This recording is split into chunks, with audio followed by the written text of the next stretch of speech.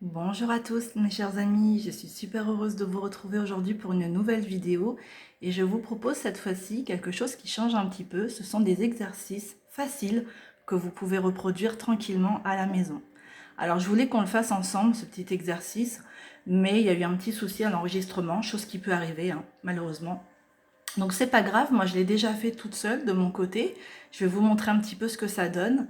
Et puis vous allez pouvoir faire ça avec la couleur de votre choix. Moi j'ai choisi le bleu outre-mer. Alors, ce petit atelier, il se découpe en 3 parties. La première, la découverte. La deuxième, l'amusement. Et la troisième, la symbiose. Allez, on commence. Je vous ai mis ma petite poupée avec ses cheveux bleus pour pas brûler les étapes. Et on va aller petit à petit et vous allez pouvoir prendre des notes dans votre carnet de croquis et pouvoir garder cet exercice. Donc, premier exercice, vous allez marquer phase 1, la découverte. Je teste le bleu outre-mer, donc vous marquez la couleur que vous voulez tester en utilisant plusieurs médiums. Comme vous pouvez le constater, tout en haut, il y a 4 petites cases et j'ai marqué en dessous les différents médiums que j'ai utilisés. Et puis vous allez vous réserver une place juste en dessous pour venir écrire vos petites observations. Qu'est-ce que vous en avez pensé? Est-ce que ça vous a plu? Est-ce qu'un médium vous a surpris plutôt qu'un autre? Moi, en ce qui me concerne, j'ai dit que j'étais agréablement surprise par le bleu outre-mer foncé de chez PBO, parce qu'on a le foncé et le clair. Mais que par contre, le rendu du pastel gras avec le bleu outre-mer ne me plaisait pas trop. Euh, voilà. Et puis, je me suis rendu compte aussi, vous voyez, la troisième case où c'est écrit feutre stabilo 68, j'aurais dû rajouter aussi Crayola, les super tips, que j'ai testé juste à côté. Et ben, j'ai été vraiment surprise parce que ils ne font aucune trace par rapport au feutre stabilo 68 que j'adore. Là, les Crayola, ils font zéro trace, quoi, pratiquement. Donc, ça, c'est super. Donc ce petit test m'a bien plu. L'aquarelle, vous voyez, sur l'aquarelle, on est sur quelque chose de beaucoup plus clair, beaucoup plus... Ouais, on dirait presque un bleu turquoise. Ça n'a rien à voir et pourtant c'était bien la couleur bleu outre-mer que j'ai utilisée. Bon, voilà pour ce premier exercice. Le deuxième, vous allez vous réserver un grand cadre qui peut faire à peu près la moitié de votre page et vous allez écrire « Je teste cette belle couleur sur une plus grande surface, sur une plus large surface ». Et vous voyez, j'ai testé ici le bleu outre-mer clair et ici le foncé. Et le foncé, je l'ai trouvé, mais waouh, vraiment magnifique. Donc évidemment, j'ai écrit mes conclusions et je vais vous montrer ça sur la page d'à côté. Donc ce test m'a confirmé mon coup de cœur pour cette couleur, mais en foncé. Je préfère vraiment le foncé. On passe à l'exercice suivant, donc le numéro 3. J'associe le bleu outre-mer à d'autres couleurs. Donc là, la couleur que vous avez choisie, vous allez essayer de l'associer à d'autres couleurs, mais évidemment, vous n'allez pas l'associer à des couleurs que vous connaissez déjà le résultat. Ça n'a aucun intérêt de faire ça. Ici, on est là pour tester. Donc moi, je l'ai essayé en premier avec le jaune primaire, qui est le numéro 48 chez PBO. Et le rendu, vraiment, je le trouve très très beau. Je ne sais pas ce que vous en pensez. Et on va voir ce rendu plus tard, dans les pages suivantes, dans un tableau d'un grand peintre. Vraiment merveilleux. J'aime beaucoup.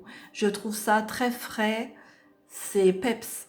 Ça en met plein les yeux, quoi. Joli rendu aussi avec le rouge cadmium, le numéro 33. Pas mal, ça ressort, ça tranche pas mal, c'est joli. Et puis pour le test numéro 3 avec le vert, donc c'est le vert de Hooker, je crois que ça se prononce comme ça, le numéro 44. Là, j'ai écrit dans mes observations, je n'aime pas trop le résultat du test numéro 3. Pourquoi? Parce que là, je trouve on se retrouve avec deux couleurs assez foncées.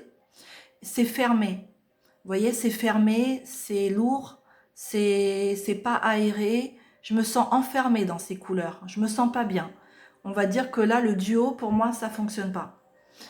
Et par contre, derrière, avec le jaune cadmium moyen, donc le numéro 23, c'est un jaune un petit peu orangé. Je trouve le résultat vraiment, vraiment joli. Alors, je vois là sur mon petit carnet, et puis je suis en train de regarder en même temps dans le téléphone qui est en train de filmer, c'est pas tout à fait la même couleur. Réellement, c'est beaucoup plus frais et c'est beaucoup plus clair, plus peps comme couleur. Mais bon, ça reste très joli, même à la caméra en filmant. Donc voilà mes conclusions pour l'exercice numéro 3. On passe à l'exercice suivant. Vous allez vous faire un petit cadre, vous voyez ici, à peu près de la même dimension que la page d'à côté. Et là, vous allez jouer à foncer, à éclaircir, et vous allez tirer vos propres conclusions. Parce que, on l'a vu là, la phase découverte, ça va vraiment être le truc de découvrir la couleur, de voir quand on la fonce, on l'éclaircit, quand on la mélange, qu'est-ce que ça donne. On est là pour expérimenter. Alors, ici, j'avais mis du bleu outre-mer clair avec une pointe de blanc. Voici le résultat que je trouve vraiment sublime. Et c'est vrai que c'est pas une couleur que j'utilise forcément dans mes peintures. Pourquoi? Parce que vous remarquerez que souvent, quand on peint toujours avec les mêmes couleurs. On a nos préférences, c'est normal. Là, ça nous permet aussi d'explorer autre chose. Ici, on a du bleu outre-mer foncé que j'ai mélangé avec, pas une pointe de blanc, mais beaucoup plus de blanc. Et ça donne cette couleur qui est très intéressante aussi. Et là, j'ai mélangé du bleu outre-mer avec une pointe de noir, ce qui donne cette jolie couleur. Donc, on va regarder mes conclusions, enfin mes observations derrière. Et donc, on passe à la page suivante. Je remets ma petite poupée. Hop, pour ne pas vous spoiler quand même. On y va.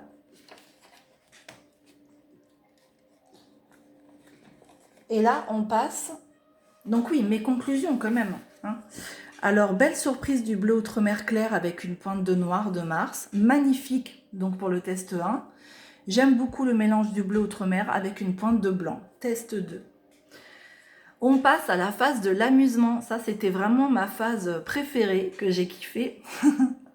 Et là, vous allez vous faire un grand carré qui prend pratiquement toute la page.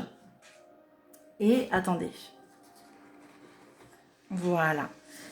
Et vous allez peindre, choisir un sujet de votre choix. Donc moi, j'avais choisi une petite maison en porcelaine.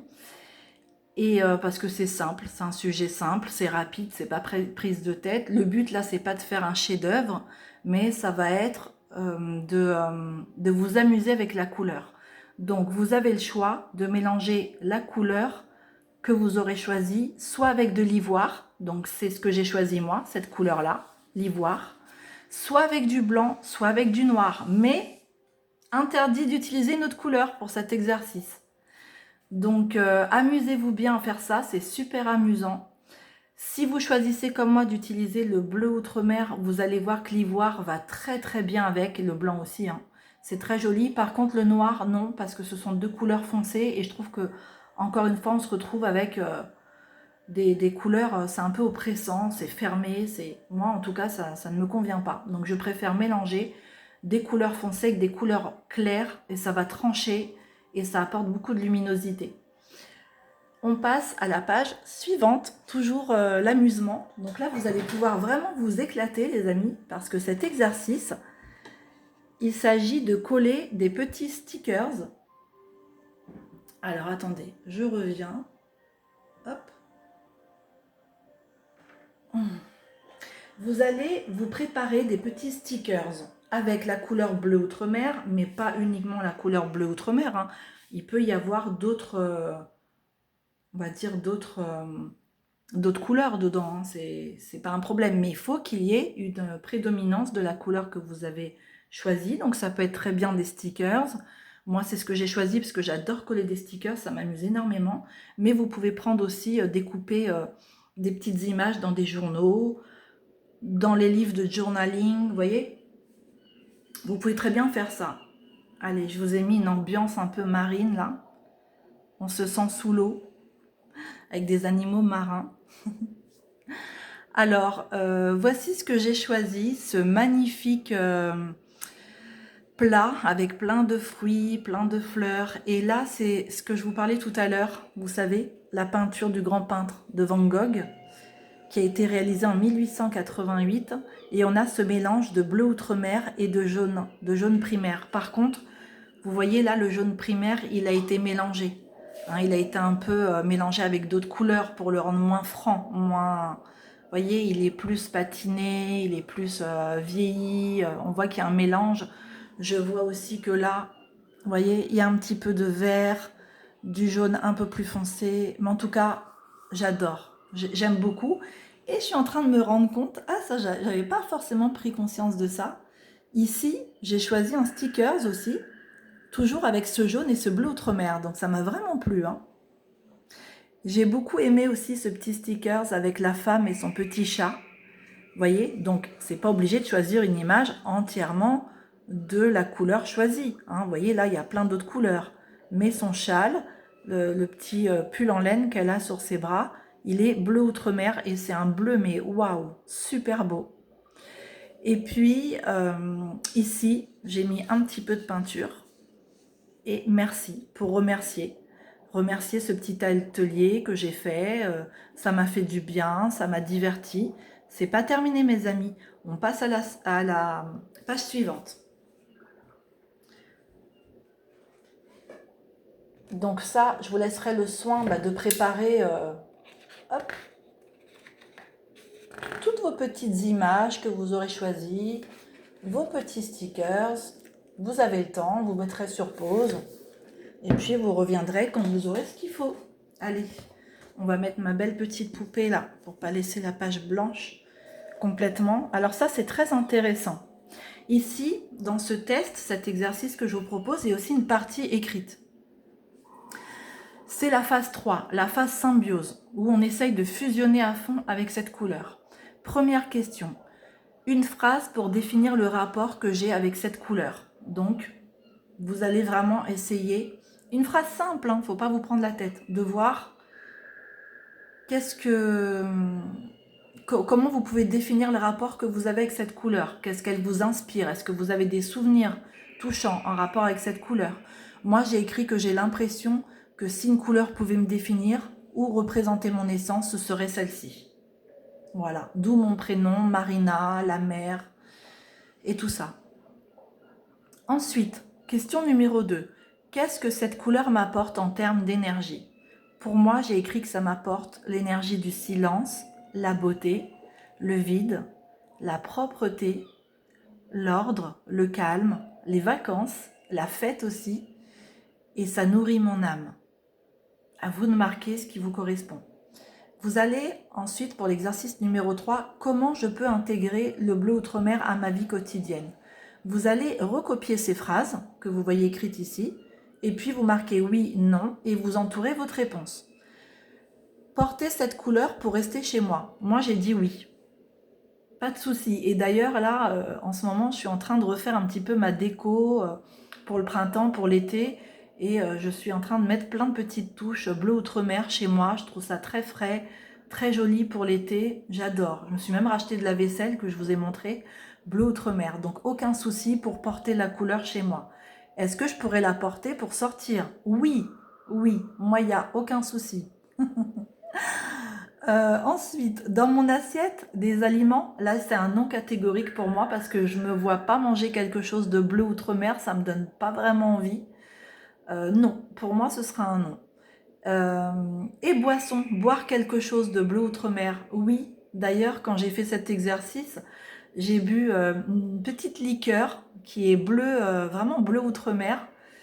Euh, C'était sucré, c'était super bon. Et du coup, je me suis mise, alors à consommer avec modération, hein, c'était un petit verre tout petit rikiki comme ça. Hein. Mais je me suis mise vraiment, vous savez, dans le truc, dans la vibration à fond, bleu outre-mer. J'ai bu carrément une boisson de cette couleur. Pour dormir et voir quel impact ça a sur mes rêves. Oui, très intéressant mes amis, faites cet exercice. Vous pouvez vous faire un petit ticket comme ça, tout petit, un petit carré de papier, vous mettez du bleu outre-mer dessus et vous allez glisser ça sous votre oreiller Et quand vous allez dormir, vous allez voir quel impact ça a sur votre sommeil, sur vos rêves. Alors, vous n'aurez peut-être pas le résultat dès la première nuit. Vous allez laisser ce petit papier avec la couleur sous votre oreiller autant de nuits qu'il le faudra. Et après, vous viendrez tirer vos conclusions, voir qu'est-ce que ça vous a apporté réellement. Mais c'est intéressant. Parce que la nuit, on lâche un petit peu le mental, on se laisse complètement aller, on va voyager aussi dans d'autres dimensions qui ne sont pas terrestres, qui ne sont pas d'ici, on voyage, nos corps énergétiques voyagent et on est vraiment en symbiose avec la couleur ou l'essence, la fleur, le symbole, la chose qu'on va glisser sous l'oreiller. Donc c'est super intéressant de faire ça. Ensuite, en contemplant pour me sentir fusionnée, j'ai marqué oui, bien sûr. Donc vous allez choisir un objet de la couleur et vous allez la tenir dans vos mains. Déjà physiquement, vos mains en contact avec la couleur en termes d'énergie, ça va vous apporter quelque chose.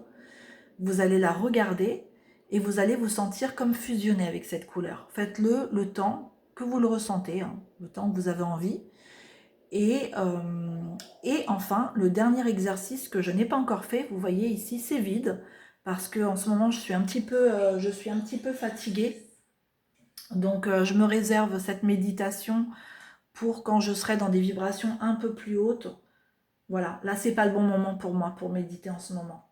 J'ai eu des fortes douleurs, j'ai pas trop le moral non plus, donc non, on va éviter. Vous, c'est pareil, vous ferez cet exercice, le dernier, quand vous en ressentirez vraiment le besoin ou quand c'est le bon moment pour vous. Vous allez écrire « Je médite en serrant dans mes mains quelque chose de bleu outre-mer et en visualisant la couleur ». Donc moi, je vous ai mis 15 minutes. Pourquoi 15 minutes? Vous allez me dire « Mais c'est long 15 minutes de méditation ». Oui, pour certaines personnes, oui, ça peut sembler long, mais je me suis dit que pour certains d'entre vous, déjà, rien que 5 minutes, c'est le temps qu'il vous faut. Déjà, en 5 minutes, certaines personnes ne sont pas encore totalement relaxées. Donc je me suis dit 15 minutes, c'est bien, parce que ça permet d'être totalement relaxé et on arrive quand même à méditer. Donc ça m'a semblé bien 15 minutes. Mais ça, c'est à ajuster, c'est vraiment personnel. Moi, je sais que je ne vais pas me laisser de temps précis, je ne vais pas m'enfermer dans un temps. J'ai mis ça comme ça.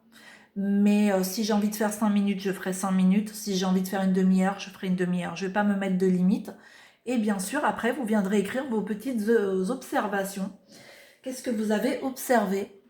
Et qu'est-ce que ça vous a apporté? Voilà, c'est tout pour aujourd'hui, mes amis. J'espère que ça vous a plu. N'hésitez pas en commentaire à me dire si vous avez fait ce petit atelier de votre côté et qu'est-ce que ça vous a apporté de bien.